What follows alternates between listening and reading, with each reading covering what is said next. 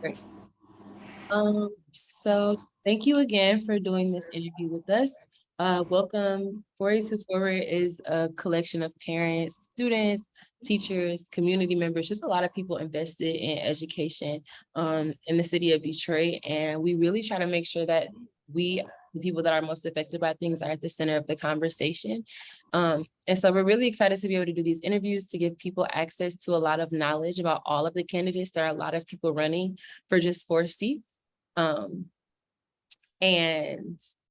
are a lot of people running for just 4 seats. And so I think that it's going to be important that people know a lot about each candidate and just where y'all stand on very important things that I think might be very central to what parents might need for their students when it comes to like safety, when it comes to curriculum, when it comes to, just all the things that matter when you're thinking about where you want to send your child to school and who you want to be running your schools. And so now I'm going to pass it off to the youth to introduce themselves. I just want them to say their names, their pronouns, and then just tell us a little bit about yourself, how you're connected to 482 Forward. I'll start, and then we're going to go to Lucinda, and then we're going to go to Peria. So my name is Imani. I'm a former member of 482 Forward's Youth Collective, which is the youth that are here are a part of the Youth Collective right now, and they are going to be running this interview mainly. And I was a part of 482 Forward's Youth Collective. I actually started 482 Forward's Youth Collective with a couple other youth when I went to Renaissance in 2018. I graduated, went to Northwestern, and I just graduated from Northwestern University, and now I'm back as 482 Forward's communications chair. And so I'm happy to be here, just happy to be back doing more education work in the city that birthed me, in the school system that birthed me. And yeah, I'll pass it to Lucinda now. Nice to meet you. Hi, nice to meet you. My name is Lucinda. My pronouns are she, her, hers, and I'm connected to I forgot the program name. I'm connected through That's it. Okay. Nice to meet you, Lucinda.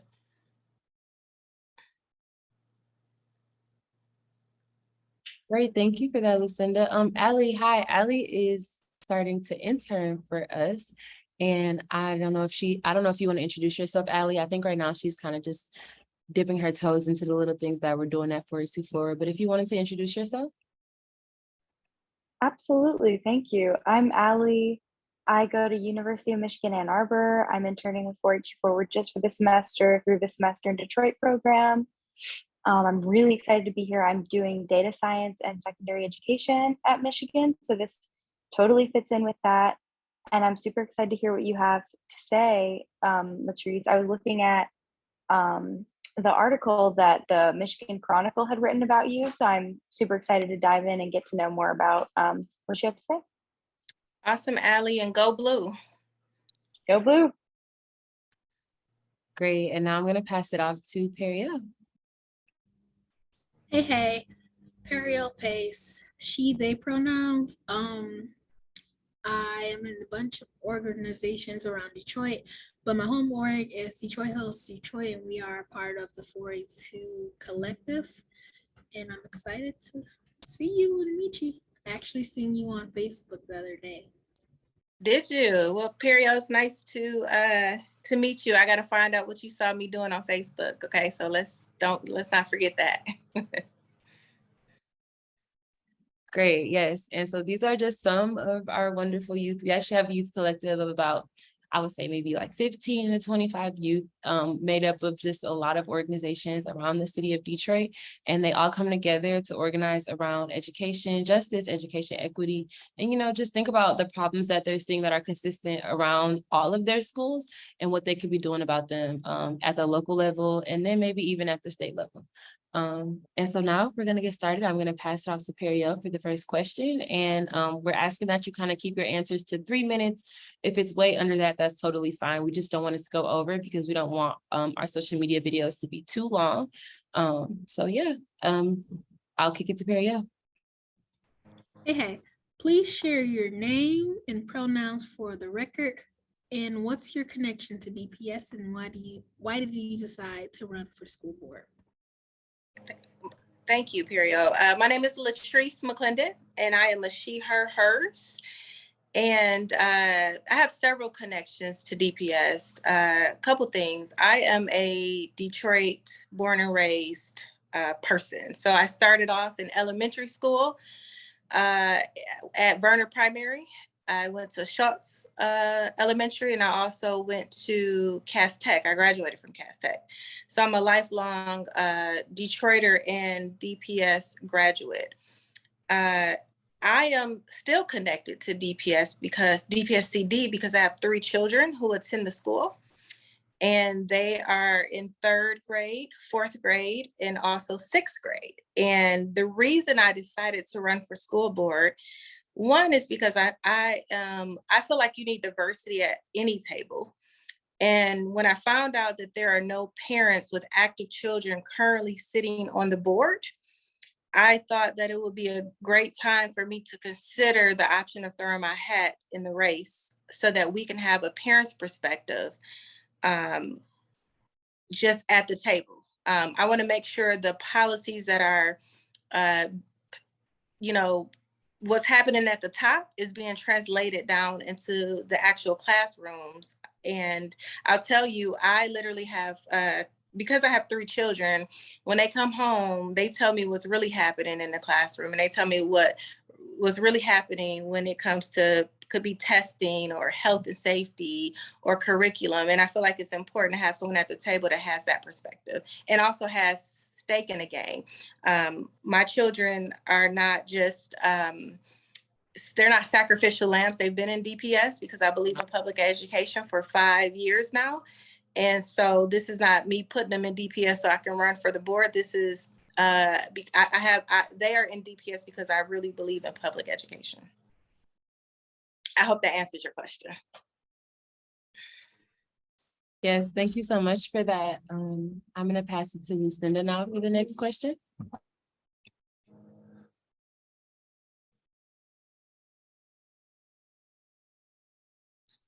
Or actually, I'll ask it. And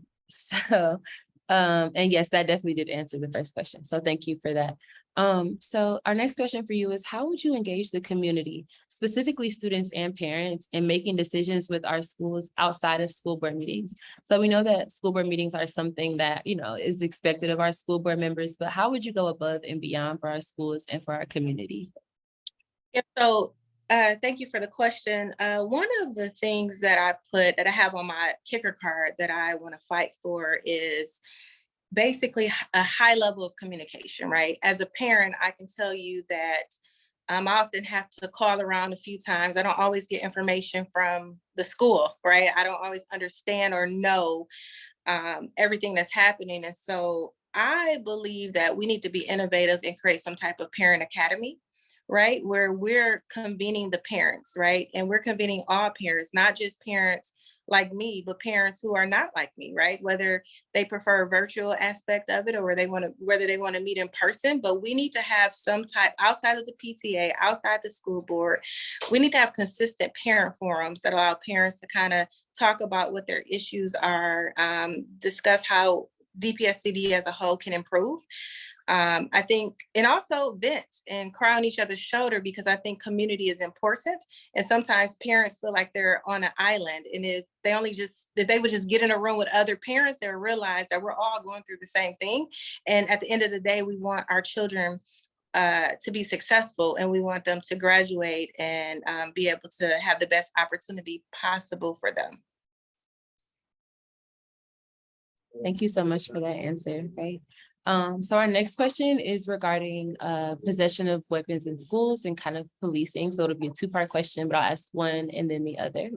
So the first part, so we know that the school board has a policy in place right now about the possession of weapons in school, but there is an exception to weapons under the control of law enforcement personnel and items that might be approved by the building principal, like they might be a part of a class presentation. In light of recent events regarding gun violence within our schools, do you think that the policy should change to not allowing any weapons in or around the schools from anyone? Yeah, I'll tell you, this is, first of all, gun violence is something that is near and dear to my heart. Just the topic in general.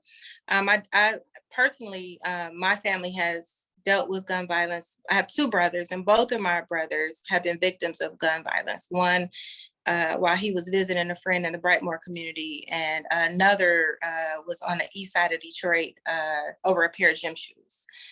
And, I would love to say, hey, yeah, law enforcement should keep guns in the school. But I think that if it creates a threat or makes students uncomfortable or creates an opportunity for something bad to happen, then I don't think that any gun should be allowed in the school if it creates a hostile environment. Now, don't get me wrong, I understand that there's an argument that says, hey, we need somebody to protect the kids, but I think that with the current state of our, what's happening between police and community, I think we need to think about alternative ways to create safety inside of our schools, right? Does it have to be with a gun on the hip? Could it be technology on the classroom doors? Could it be like, how can we, create a safer environment to ensure that gun violence doesn't happen in our schools? And so I think we need to think through the strategy, and we need to think about triggers that impact children. A lot of our children have trauma around guns, and we don't even realize that if you're a police officer, someone carrying a gun, sometimes children are just automatically triggered. And the level of trauma in Detroit, we need to be careful that we're not, just continuing to trigger trauma, so to speak. And so I'm for, making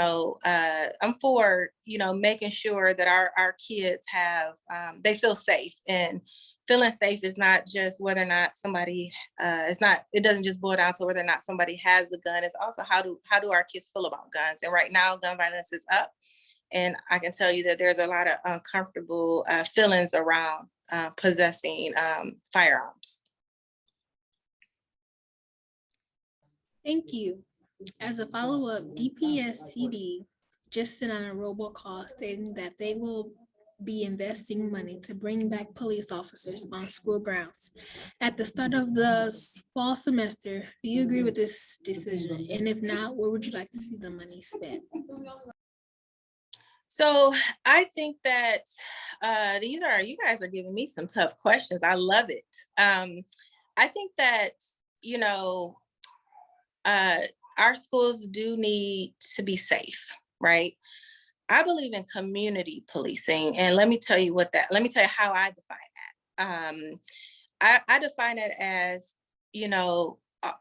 folks who are in the community. They don't even have to be police officers. They could be advocates who are for our kids, right? I believe in having people in the school, like police officers, who are used to working with our communities and our youth. So if we have to go that route, then we need to make sure there's specialized training to ensure that police officers and the students are not, that they have a collaboration and mutual respect. And so, if this is the route we go, like, there needs to be mutual respect from the police officer to the student, and also from the student to the police officer. And if there are triggers, we need to have some type of wraparound services to give the students counseling and circles of trust to be able to talk about issues, to why they may be nervous about having a police officer in their school. But, safety is important. Having a police officer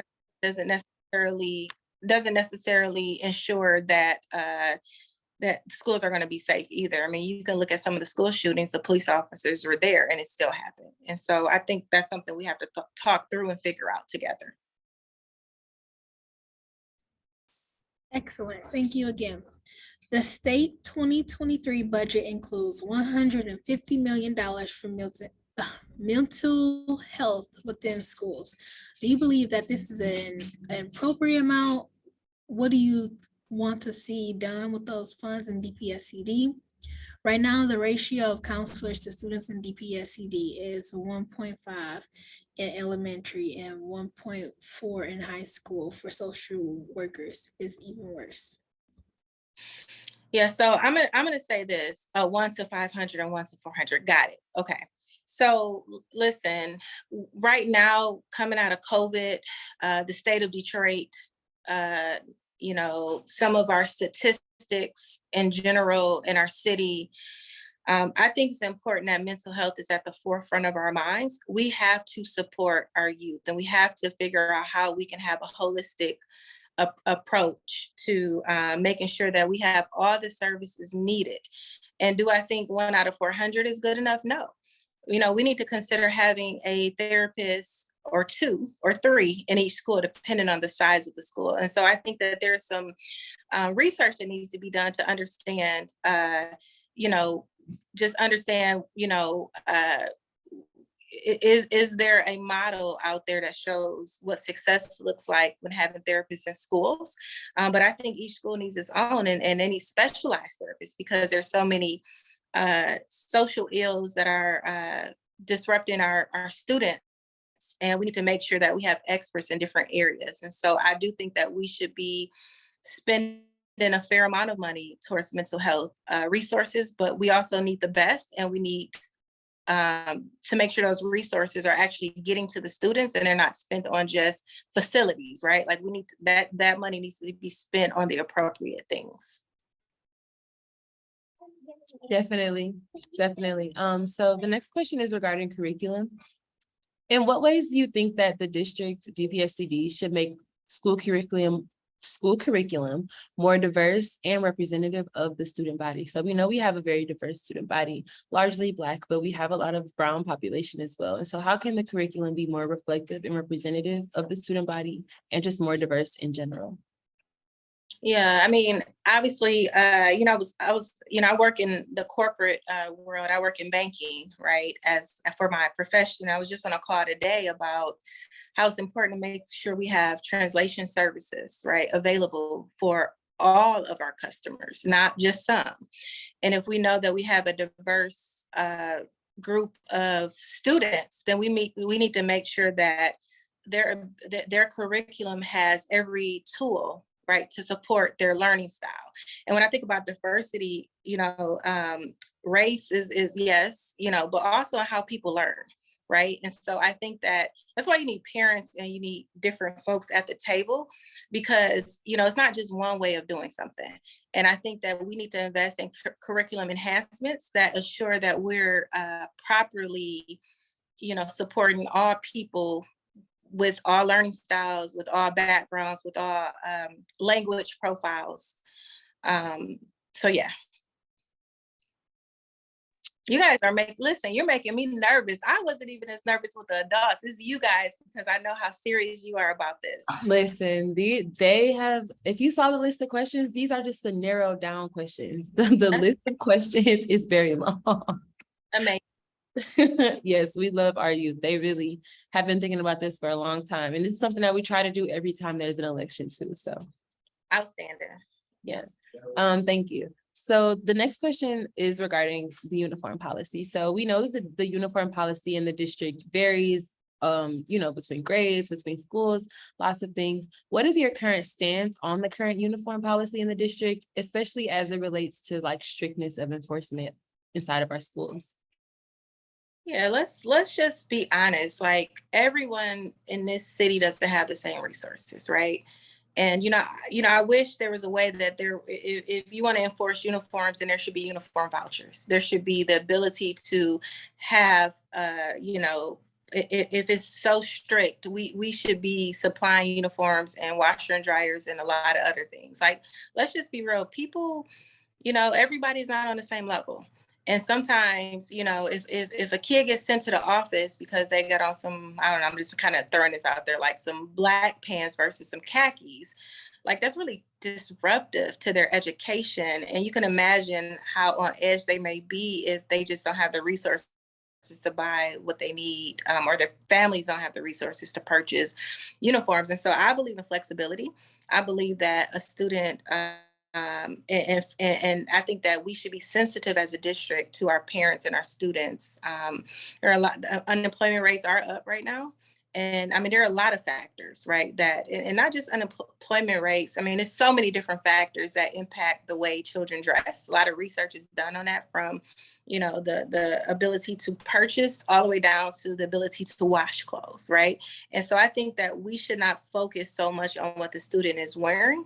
We should be focused on teaching them and ensuring that they have a safe environment to show up as they are.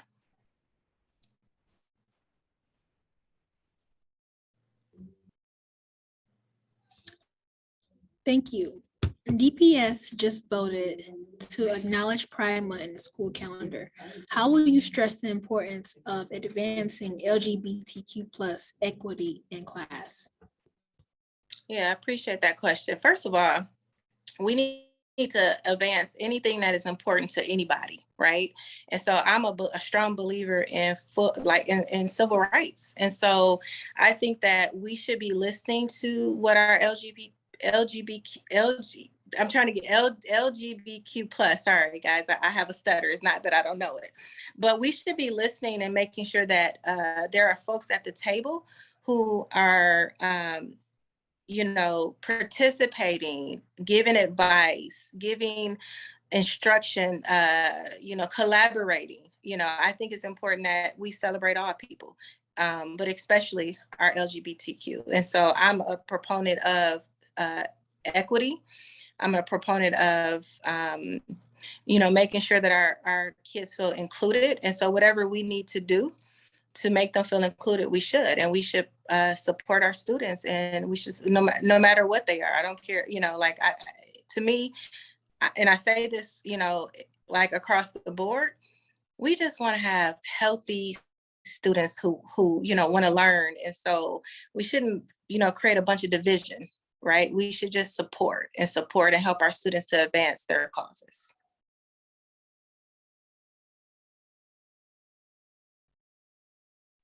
Definitely, definitely. Thank you for that. So our next question is thinking about, you know, as we talked about the diversity among our schools, we know we have a large Spanish speaking population among other languages that are in our district. And so we would like to know, how would you increase language accessibility and translation services within DPSCD schools and in communication with families across the board? Yeah, those are really good questions. And in certain communities, you know, where there is a higher population, especially our Spanish speaking brothers and sisters, we may need to create special hubs where people can go, especially parents who we know are English may not be their first language.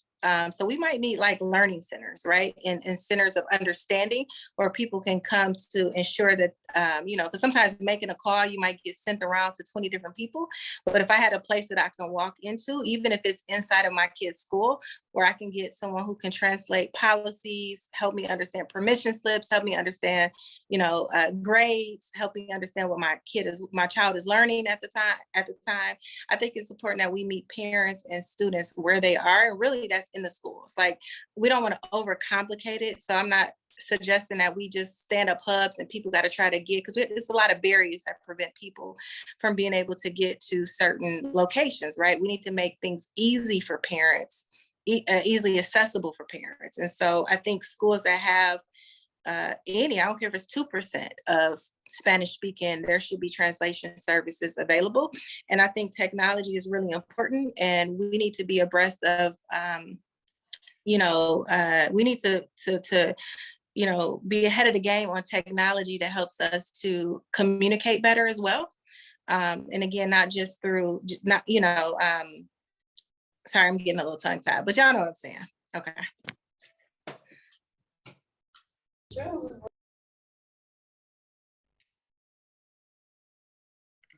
Definitely.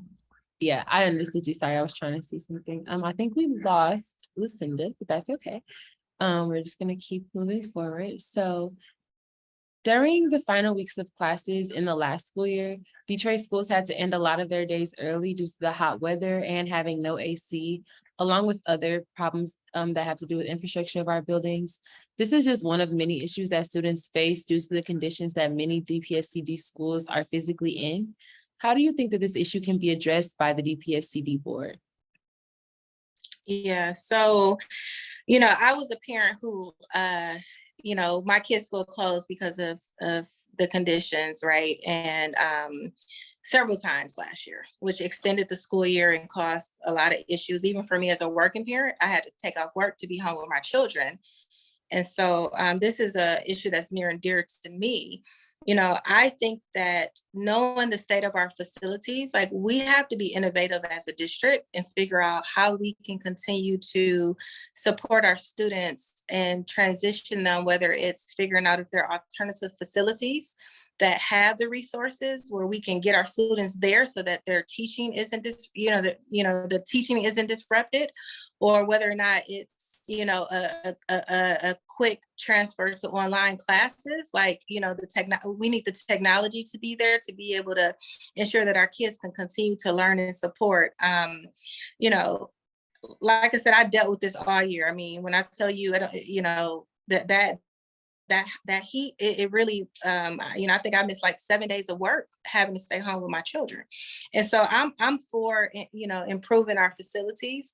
I do think though that we need to think about what we can do now. We don't have 10 years to wait. So we have to look at what facility improvements can we make now so that we're not disrupting kids now, right? So we have to think about now and the future and not just focus on what we can do 10 years from now with our facilities. Thank you so much. A few members of our 482 are part of an organization called My Student's Dream, which organized at the intersection of immigration and education justice. Would you commit to filling out a survey created by our youth members? We will send it to you within a week. Oh, for sure, yes. I thought you was gonna give me another hard question. 100% yes, I will fill out that survey. Thank you. I love that that was the easy yes. Thank you so much for all of your answers today. We really do appreciate you meeting with us. It means a lot. And we just have one more question for you, which is, if elected, would you commit to meeting with our youth within 6 months of your election? Absolutely. As a matter of fact, as I talk to you guys today, and part of why I'm running is because I want my kids to be as involved as you guys are, right? Putting the issues on the table that impact them, right? And I love the fact that you can confront LGBTQ+. I love the fact that you talk about the facilities, the curriculum, our translation services, right? You guys are extremely informed, and, you know, any school board member will be a fool not to sit down with the students who are actually having the experience. It's one thing to make the decisions at the top. It's another thing to experience them in real life.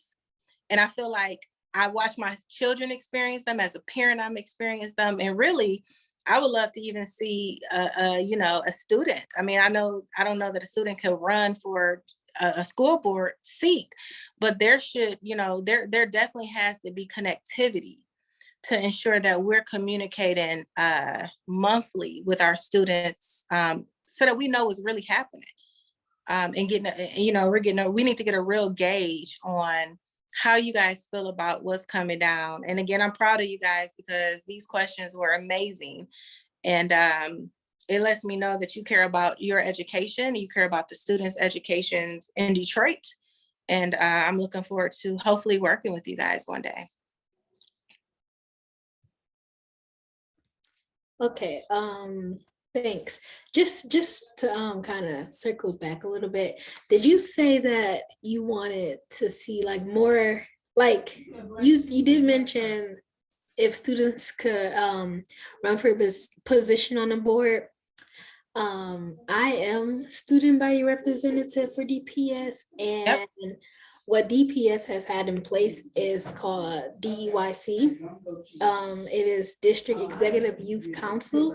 So that is the youth leader from each school, each high school. And during that meeting, you could run for student body representative position, which is what I am. And you could sit on the board, and it's not really a big like job for you to do, but it's definitely something to get your foot in the door and start advocating for your youth and your peers. And I'm glad you informed me. Do you feel that your voice is heard? At times, yes. Okay. Okay. And if let me ask, can I ask you one follow-up question to that? You said at times, yes, what could they do different to ensure that your voice is heard all the time? I would definitely say involve us more, because with the position, it's just like we come to the board meetings, we go to the trainings, and then that's it. We don't have no real communication on a daily basis, or at least just once a month, or actually not once a month, but once a week, just to check in and see how things going as our student body representatives, and they don't do that. So I would say better communication and more involvement with us being in that position, because we don't have that. No, I appreciate that feedback. I started off by talking about communication and how important it is. Sometimes we have to over communicate because people do, sometimes things get lost in translation, right? And so I agree with you, parents and students and the administration, the board, everyone should be communicating, and it should be, it should be, not just what we're saying to each other, but there should be platforms where we can go back and refer to their follow-up with concerns that you bring to the table. So I appreciate that. And congratulations on being that lead. That's amazing. Thank you.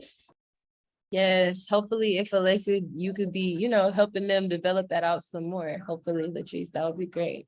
Listen, I'm gonna work hard to get elected because I'm real passionate about this. And I just can't stress enough, like, the importance of making sure students' voices are heard, and that we're not just making decisions that, we need to make decisions that positively impact our children, and to understand, children are smart. Like, our students are intelligent. You guys are intelligent. Again, you can tell by these questions.